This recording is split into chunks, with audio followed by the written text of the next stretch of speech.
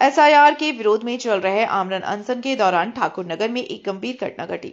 नदिया जिले के घोला निवासी 35 वर्षीय निताई मंडल अनशन मंच पर अचानक गंभीर रूप से बीमार पड़ गए।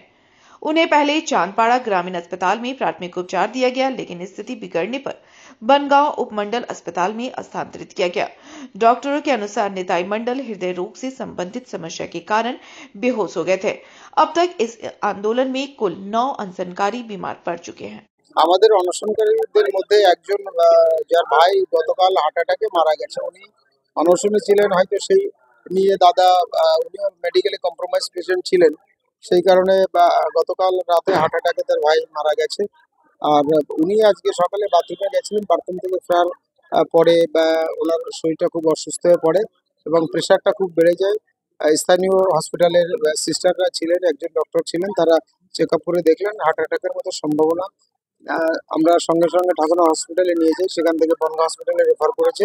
অবস্থা খুব খারাপ, আশঙ্কাজনক। এখন বনগাঁ হসপিটালে অ্যাডমিট করা হয়েছে। ডাক্তার সুকেশ চৌধুরী, যিনি অসুস্থ হয়েছেন, তার নাম নিতাই মণ্ডল, বয়স 65, রানাঘাট বাড়ি।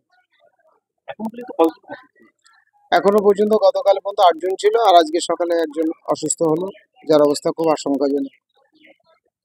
আমাদের অনশনকারীদের মধ্যে একজন যার ভাই গতকাল হার্ট অ্যাটাকে মারা গেছে। উনি অনশনে ছিলেন, হয়তো সেই নিয়ে দাদা উনিও মেডিকেলে কম্প্রোমাইজ পেশেন্ট ছিলেন, সেই কারণে গতকাল রাতে হার্ট অ্যাটাকে তার ভাই মারা গেছে।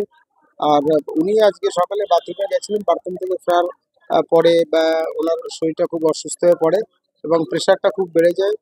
স্থানীয় হসপিটালের সিস্টাররা ছিলেন, একজন ডক্টর ছিলেন, তারা চেক আপ করে দেখলেন হার্ট অ্যাটাকের মতো সম্ভাবনা। আমরা সঙ্গে সঙ্গে ঠাকুরগাঁও হসপিটালে নিয়ে যাই, সেখান থেকে বনগাঁ হসপিটালে রেফার করেছে। অবস্থা খুব খারাপ, আশঙ্কাজনক। এখন বনগাঁ হসপিটালে অ্যাডমিট করা হয়েছে। ডাক্তার সুকেশ চৌধুরী, যিনি অসুস্থ হয়েছেন, তার নাম নিতাই মণ্ডল, বয়স 65, রানাঘাট বাড়ি।